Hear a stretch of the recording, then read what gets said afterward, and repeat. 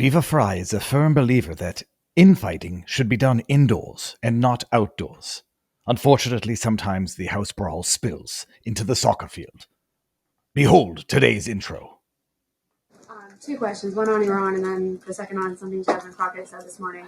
So given that we know the Iranian government did order an operative to assassinate the president, is there concern that Iran might respond with non-traditional military ways to some kind of strike on Iran, such as another assassination attempt? And has the Department of Justice looked into this last attempt on the president's life?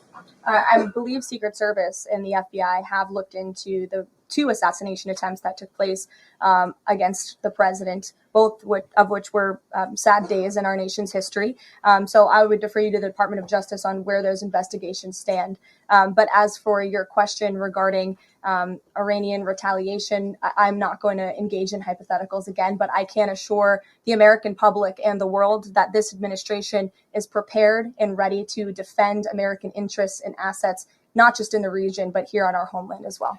It's funny, when I first started getting my links up for today's show, I hadn't seen some recent drama that broke out between two people that I greatly respect and admire.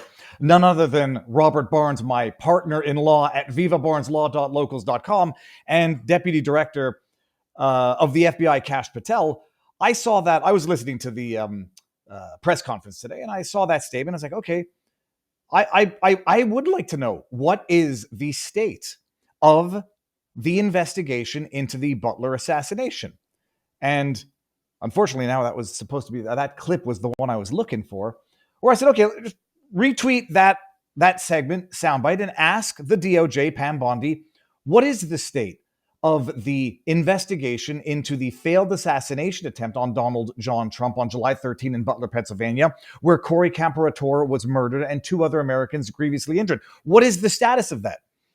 Because now we are entering January, February, March, April, May, June, 5 months since Trump has been in office, a couple of months since some appointees have been in office, and it's so quiet on the answer front that even journalists like Susan Crabtree is beginning to ask for some questions or ask for some answers to these questions. Susan Crabtree, who was following meticulously the July 13 failed assassination attempt in Butler, Pennsylvania, putting out some of the bestest breaking news on that and continuing the investigation and digging hard into that day, tweeted out, this was yesterday that I saw it, June 18th, Susan Crabtree at Susan Crabtree.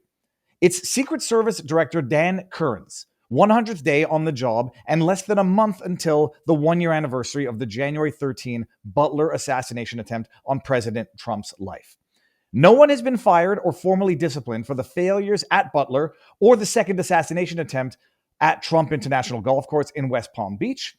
Curran has announced no major overhauls or reforms, internally or externally, despite 2 congressional reports and 1 independent panel calling for a litany of reforms. In fact, some agents involved in the Butler failures have been promoted while others remain on the job without serious consequences to their cases. Is this what MAGA voted for? Excuse me, and I retweeted that saying, I was critical of the appointment of Sean Curran when it happened. And maybe unfairly so. It is easy to play Monday morning quarterback.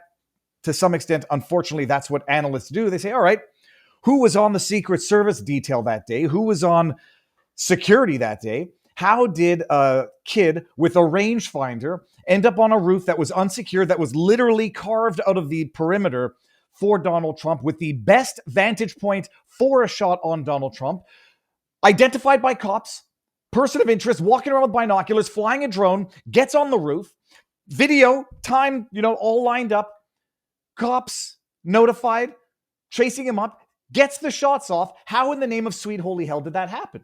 All right, he's a lone gunman who was training at firearm ranges or shooting ranges where other law enforcement were training. A weird kid, to say the least, there multiple times in front of other law enforcement training. Set aside, okay, he's a lone nutbag, although we don't seem to yet have encrypted or unencrypted, decrypted his encrypted apps, accounts, whatever. Let's just operate on the basis, whether or not you believe it, that he was a lone sole gunman who managed to exploit the most egregious, systematic, layered incompetence of security for the most important person, politically speaking, in the world. We have no answers. We have no disciplinary action. The man who was on the Secret Service detail, Sean Curran, was the man in the photograph when Trump came up with his fist in the air and the blood coming down from his ears, screaming, "Fight, fight, fight." Sean Curran was the guy with the sunglasses on the detail. He gets appointed to the head of Secret Service. I was critical, maybe unfairly so, maybe arrogantly so, because it's just the advantage of being able to commentate without having to do the decisions, make the hard choices. My father always says, those who can't do, teach. And my father always says also, those who don't draft the memos find the typos. Okay.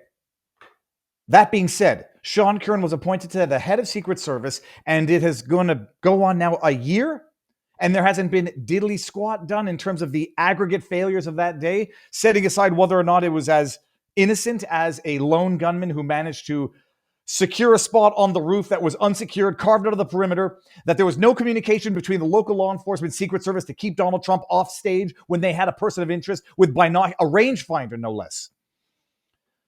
And now I see before the show starts that there's a fight between Dan Bongino and Robert Barnes. Barnes puts out a tweet and says, why did FBI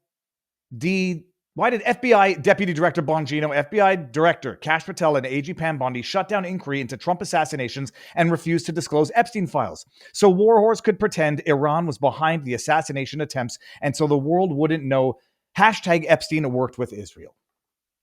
I don't think there's... Maybe these things are going to be irritating if there's more to them in terms of why the Epstein files were not disclosed, why apparently what Pam Bondi said turned out to not be true. Whether or not Epstein worked with Israel, I don't think there's any much denying that Epstein worked with intelligence, unless we just think he was, up to his... he was only in there for his own personal benefits. The sex trafficking to himself and Ghislaine Maxwell, much like with P. Diddy, nobody else was involved. That island that had video footage, not what you wanted to see, according to Kash Patel on Joe Rogan. Bongino writes back, of course, both of these absurd, ridiculous lies are clickbait, BS, designed to inflame people during a serious crisis point in our history. We recently gave an interview to Maria Bartiromo, which clearly stated the opposite. Robert could look it up, but that would get in the way of his clicks. Please unfollow this account if you believe this easily discredited, moronic nonsense. Thanks. Now, there was some disagreement as to what exactly was stated during that Maria Bartiromo interview, because people were giving Bongino flack for seemingly shutting down the idea or giving the impression that the investigation into Butler was over. And I think the exact words he used were, there's no there. If there were a there, we'll tell you, or we would tell you. There's no there. And I didn't get the same impression that people on the internet got, that was shutting it down. I said, that seems ambiguous. It seems opaque. Maybe if there's an ongoing investigation, they can't comment on it.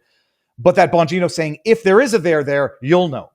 Not that there is no there, and the Butler, Pennsylvania investigation has been shut down, case closed, the kid's dead, and he was the only one, and that's all we need to know.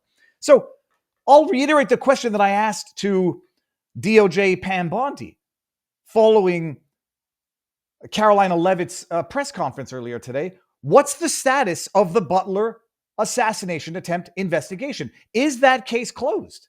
Has it been shut down? Is it done? It was Thomas Crooks acting alone, and that's it. And there's nothing more to be seen here. Set aside all of the internal stuff. We don't know if there's internal disciplinary stuff going on with some of the people involved. We haven't seen anything. Is the case closed? What were on the alleged encrypted apps, alleged encrypted accounts of Thomas Crooks? Who was he talking to? Barnes has legitimate questions, and what I'm noticing is that there's a lot of browbeating in terms of asking the obvious questions. We are now damn near January, February, March, April, May, June. We're getting into 6 months into the presidency. Epstein files haven't been disclosed, despite promises. There's been no disciplinary action as a result of whatever happened on July 13th, as of whatever happened in Mar-a-Lago. It seems like we're on the brink of war, despite, what we're a position of non-interventionism, no new wars, although I do appreciate that it has been a historical promise through Trump that Iran shall not acquire nuclear weapons.